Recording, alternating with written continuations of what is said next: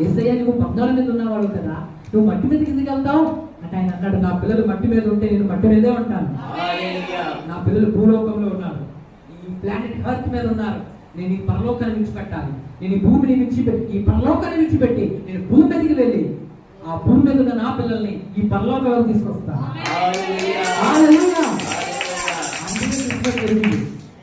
Christmas అంటే ఏంటో తెలుసండి? సర్వోన్నతులైన దేవుడు, సర్వశక్తిమంతులైన దేవుడు, జ్ఞాని అయిన దేవుడు, ఏ కొదువు లేని దేవుడు, ఉన్నత హోదాలో ఉన్న దేవుడు, ఉన్నత గౌరవంలో ఉన్న దేవుడు, అందరికంటే పైవాడు, అందరికంటే సుందరుడు, అందరికంటే శక్తిమంతుడు, నజరేయుడైన యేసుక్రీస్తు, పరలోకమందున దేవుడు నిన్ను ప్రేమించి నన్ను ప్రేమించి మాణిక్యాన్ని విడిచిపెట్టి మట్టిని ఎంచుకున్న రోజే క్రిస్మస్.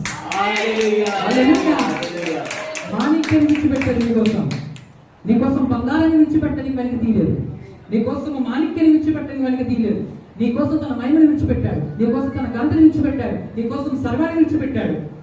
ఒకటే అన్నాడు, నా పిల్లలే నాకు ఎక్కువ అన్నాడు. నా పిల్లలు రక్షించుకోవడానికి నేను వెళ్ళాలన్నాడు. పరమాత్ముడు దిగి వచ్చిన రోజునే క్రిస్మస్ గా మనం జరుపుకుంటున్నాం.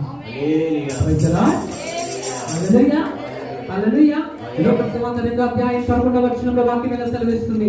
దావీదు పట్టణమందు నేడు రక్షకుడు మీ కొరకు పుట్టినాడు, ఈయన ప్రభువైన యేసుక్రీస్తు.